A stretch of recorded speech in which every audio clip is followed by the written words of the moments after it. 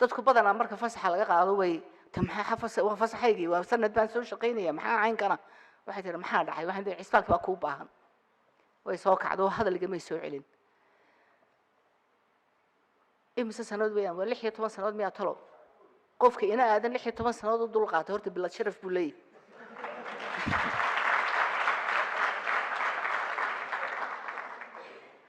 hadday habeen tahay iyo hadday maalin tahay iyo hadday tahay fasax ka qaad waa qofka ugu horeysay Faadimo Daawud ugu yeeray Faadimo Daawud baa qabanay waxaan ku faraxsanahay Faadimo Daawud waxaan ku farxay oo aan ku sii bartay marka iyadii inankeedii uu isna ka soo baxay faculty-ga laboratory-ga ee ay maalin shahaado wada qaateen bal qofta dumara ee inta soo caruur hooyo ah ee qaarna ayay u ah ee aqoon kororsi aan ka xishoonin iyadoo aan ogahay aqoonteedu inay buuxdaan gashay imtixaano oo soo dhacsatay degree waxay tusaysaa karti iyo dadnimo iyo dadaal dheeraada inay dadka dheer tahay bay tusaysaa waan ku hambalyeynaya habari ina habar yar ay noqotayna markii waan ku sii farxay marka dadka soo kale inuu rabnaa Soomaaliland dadkaas u hiilin kara dadka u horeeya naftooda ee aqoontooda ugu dadaalaya waxaan aad iyo aad ugu mahadnaqayaa dadka shisheeya ee dalal kale ka yimid ee inala jooga and kelmad uma ku oran doona iyaga waan u mahadnaqayaa khudbad dheer ka sii jeedin maayo laakiin se way mudan yihiin waxa kale oo halka iga muuqda professor Cadeed wadadkiina la xaadxaaday weeyaan science subjects yaa hargeysa loo doona professor Cadeed aad baad mahadsantahay professor abaalkeed waan ku hayaa waan ogsoonahay waxaad gashatay kuwan macallimiintooda aad gashatay kuwan waa jiilkii labaad saddexaad kuwii macallimiintii kuwa wax baray baad adigu gashatay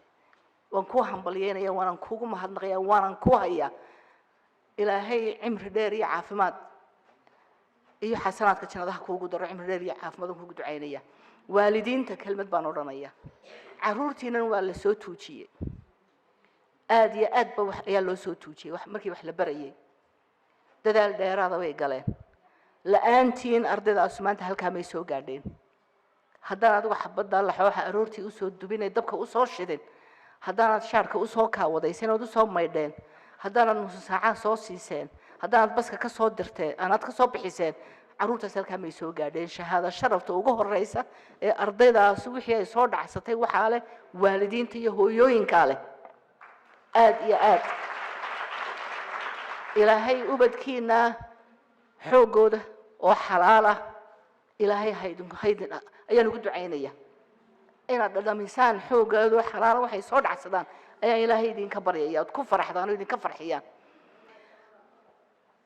waad mahadsantihiin. I'm just going to say thank you to our foreign friends who don't speak Somali so well,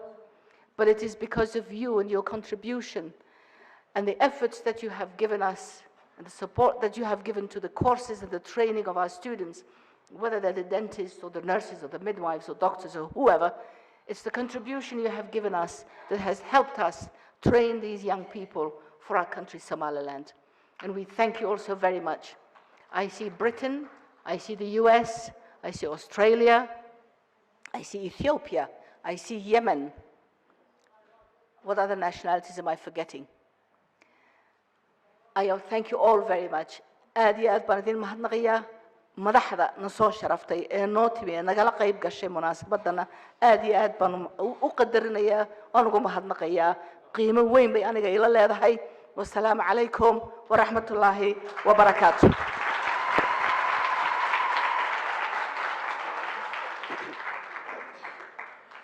وعليكم السلام ورحمة الله وبركاته. دكتورنا آدن آد يا آد بأمها سنتهاي waxay ka mid tahay dadka haday saacad hadlaan hadana aad moodoon daqiiqad kula hadleen laakiin alxamdulillah waxaynu u baahanay inaga hal dabeecad dadka Soomaaliland waliba Soomaaliland tii qaxday tii sagaashanka wixii ka dambeeyay dhashay aan waxaan ilaahdaa Soomaaliland tii qaxday sababtoo ah waxa ugu badan ee maqlaan markii la qaxay markii dalka laga baxay markii dalka lagu soo noqday markii hebel la xidhay markii halka wax ka dhaceen laakiin sababaha ay u dhaceen in badan bay ka maqan tahay marka waxay ka mid tahay dadka iyadoo dadka la joogin madashay joogtaba fariin ugu gudbiya wixii la soo maray aad iyo aad bay ugu mahadsantahay aadna waa kugu mahad celinaynaa tacabkaana waxaan filayaa muxuu ahaa qofku hadduu dalkiisa halbeegiisu yahay dadkiisana ilaahay waa maskaxdooda u fura marka innaguna waxaynu insha allah ka mid noqon doonaa arday wanaagsan si toos iyo si dadbanba aad baad u mahadsantihiin waxaan markan ku soo dhawaynayaa gudoomiyaha jaamacadda adna professor maxamed maxila boqore soo dhawow professor kelmadaada بسم الله الرحمن الرحيم الصلاة والسلام على رسول الله صلى الله عليه وسلم وزير كحيجانك وزارة عافماتك أجاسمها جودة وزارة التعليم تصره جانسولر كجامعة نادن قدوميها معك شغالها الدولة ده وزير كهراء جناعسي أبيب يدمان شغالها يوم مضحضة وزارة جامعة نادن والدين تا marti sharafka ardada qalin jabinaysa miidiyaha waan salaamay assalaamu calaykum waraxmatullaahi wabarakaatu maanta ay taariikhdu tahay 25kii bishii Maarch sanadkii 2019 waxaan xafladani ay ugu dalbaadaynaa arday ka qalin jabisay jaamacadda adna aadan oo tiradoodu dhan tahay 25 ay dhan tahay 17 wiilal iyo 5 gabdhood ardaydaasi waxay baranayeen aqoonta ilkaha ayay baranayeen muddo 5 sannadood waxay ardayda ay ku hubaysan yihiin xirfadda iyo aqoonta ilkaha lagu daweeyo waa arday la soo jarrabay oo Dr. Mahdi ya hormuud ahayo waa sidii aad sheegto waa la soo jarrabay waxay aad ugu qalabaysan yihiin aqoonta ilkaha ayay aad ugu qalabaysan yihiin waxaan hubaa oo kalsooni badan ku qabaa in ay dabooli doonaan cudurro badan oo xagga ilkaha oo bulshadeena haysta inay dabooli doonaan ayaa kalsooni weyn ku qabaa waayo de hoos ahaan baan ogahay hadaba waxa weeyaan jaamacadda tan waxa abuuray ilaahay baa abuuray laakiin de wuxuu ilaahay ku ilaamiyay dhakhtar markay dhistay dabadeeto counselor